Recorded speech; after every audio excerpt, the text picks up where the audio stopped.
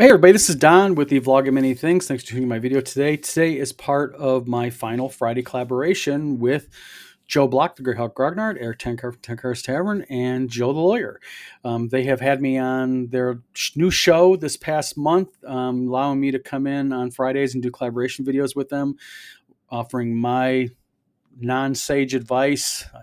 I probably score about a 7 on the sage ability score, but I'm going to give it my old college try, as they say. But we're going to be talking about today about, is change really good in D&D and campaign settings? What's the big ruckus about? Should you have a ruckus? And I think what you have to first do is you have to kind of take a look at the community in general. We all know about the edition wars. Whether you follow OSR gaming or whether you follow 5e, 2e, 4e, whatever the edition, there's always this core group of people who think that that edition is canon and purity and all others are bad. And there's no shortage of YouTube channels where creators' entire platforms are built on them sitting on their front porch screaming at kids to get off their lawn when it comes to D&D. And so I'm going to give my 2 cents about it, but real quick, as with all my collaboration videos with Joe Block and Joe the Lawyer and Eric Tenkar, I have not watched their content yet.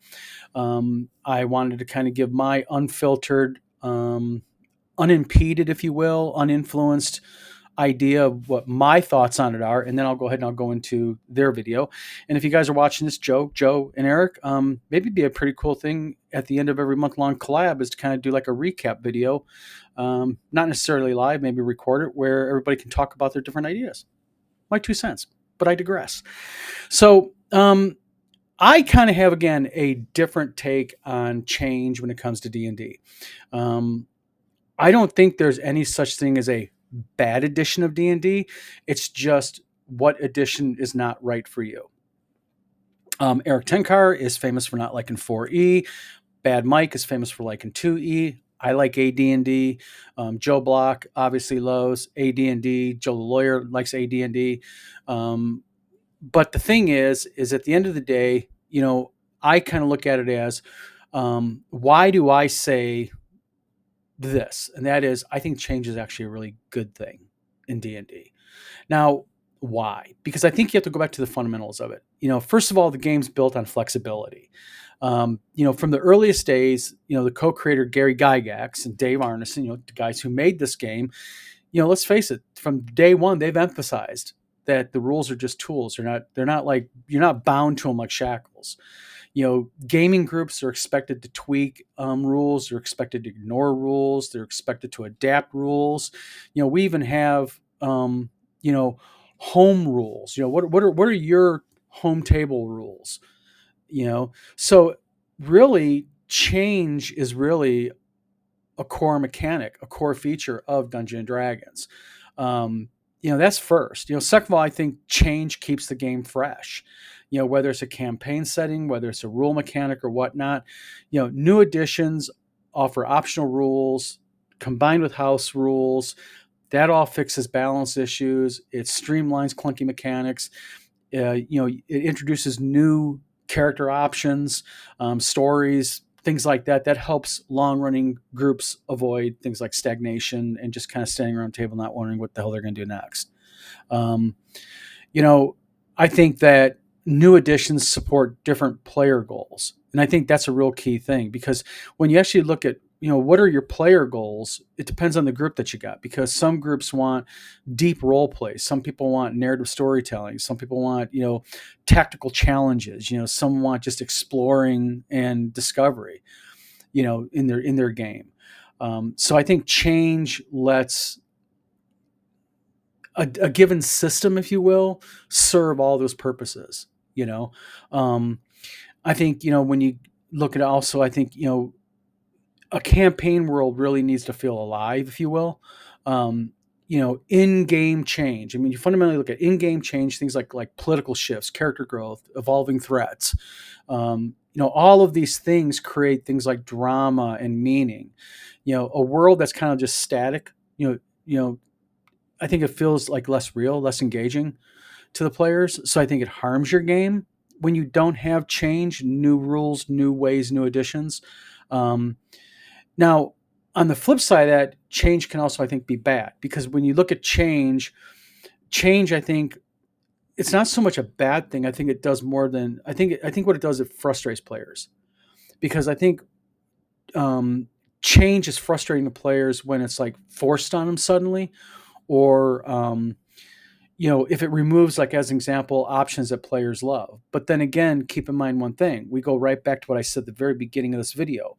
What did Gary Gygax and Dave Arneson mean for this game? What did they intend? Well, they intended you to change the game. So if there is a new, setting, and there's mechanics within the setting, or there's lore within that setting that you don't like, or your players don't like, or that it's going to be disruptive to your players or your game, change it. You have that option. And that's the fundamental big point here.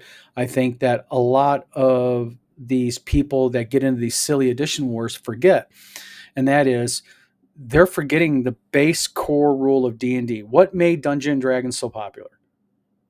Well, what made it so popular is you could change the game and make it your way, and that's what I think players forget. But also, I think back onto the kind of the what do rules change, or not rules change, what do changes to a campaign setting or a game, due to a campaign that's bad. I think also that when they change core rules, players are like they may be midway in a campaign. Well, the problem is when those rules change in a midway in the campaign, they've already bought into the old rules. So I think you have to keep it, not static, but I think you have to keep it more in line with what you're playing. And I don't think really that these are, these aren't problems with change itself. I don't think. I think it's just how it's handled by the GM and the DM. So I think really, you got to look at what I call, good rules of thumb, if you will. Like change, I think works best when it's collaborative. I think that, if your table is excited about something new, then they're more to get on board with it, and that usually improves the game.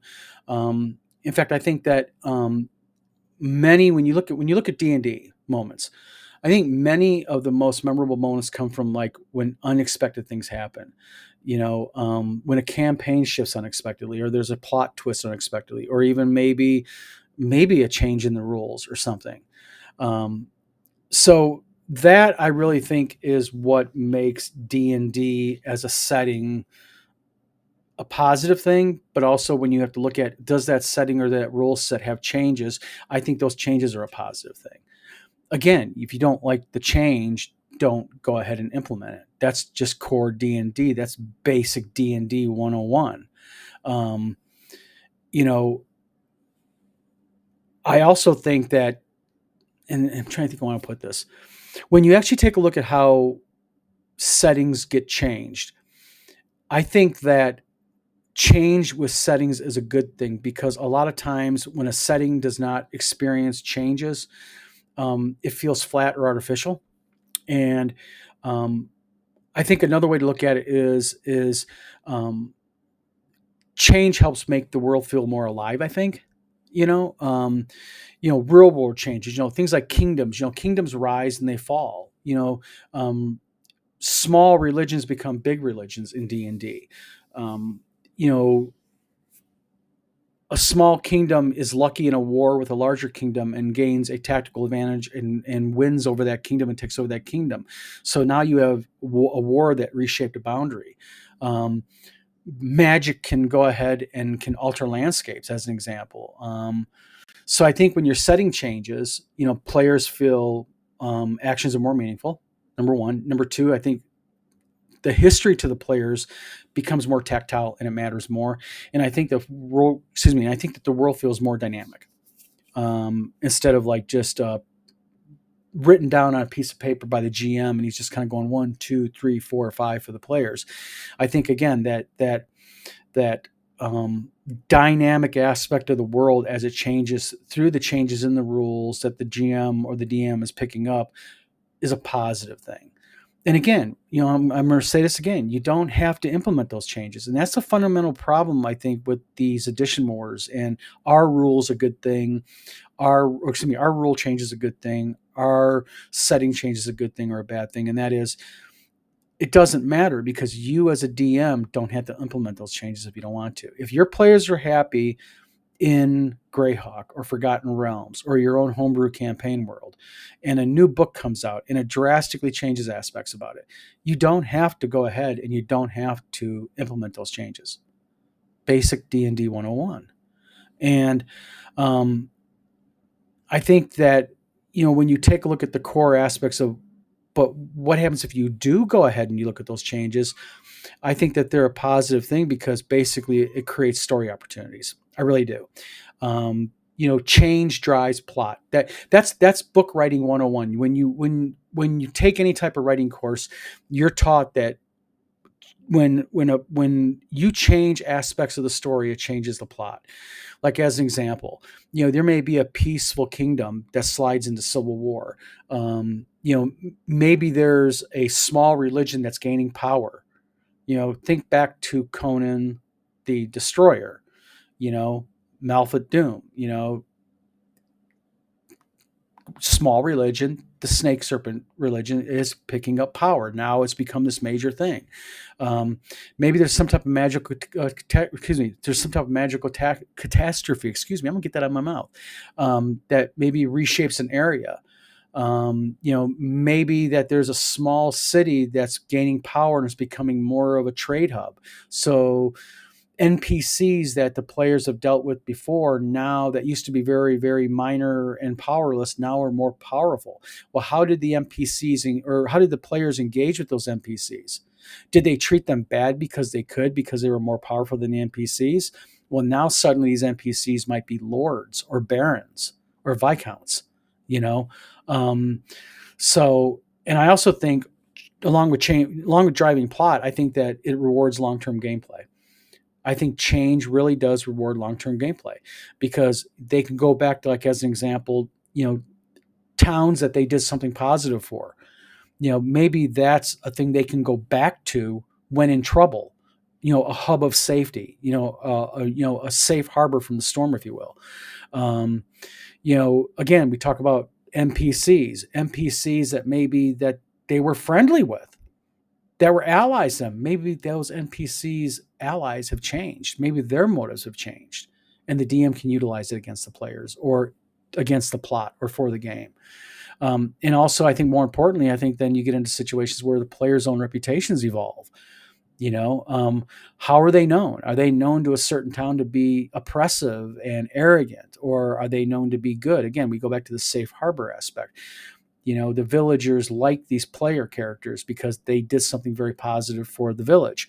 So now the players in a time of need have a place to go to get help. But also, I think you have to look at, when is change bad? Now we're going to flip the coin here, because change, I think, can feel bad. And I think change can be problematic if it erases things like players' accomplishments. Um, you know, uh, I think also change that happens without player influence or explanation or interaction is a bad thing.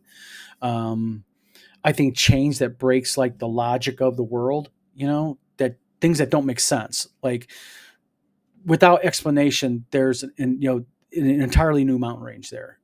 Changes in geography, things like that. Uh, Another big one is DMs who implement changes that are designed to either shock or harm, or even better, or even worse yet, to commit arbitrary penalties against players because the players did something that outsmarted the DM. I know many DMs that do that.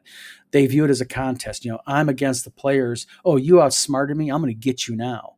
That type of change is a negative. So I think overall, I think what DMs have to do is they have to follow, I think, what I call the useful guide. It's Don's useful guide. And I think a good set in a Don's useful guide, we'll call it that, follows several steps. Number one, a good setting change is something that's logical. It has a cause and it has an effect. I think that it has to be player connected. I think the players' direct actions matter in that. Also, I think it should be gradual or foreshadowed, not random. Plan it out. Plan out that change.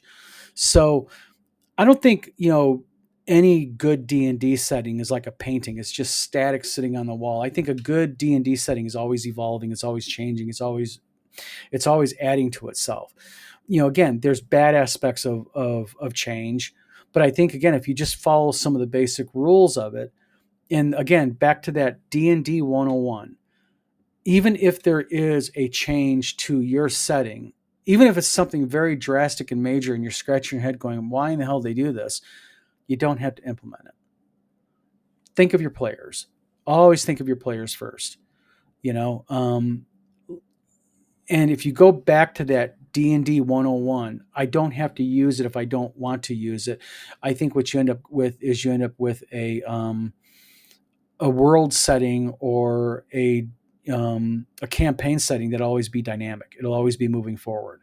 You're going to hit hiccups. You're going to run into, especially with the way the new editions go, they're always adding content.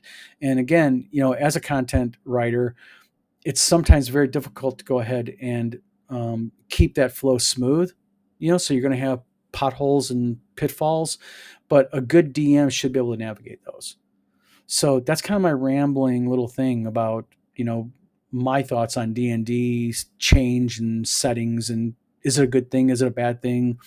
I think it's overall a good thing. I think change is a good thing. It really forces people to think on their feet.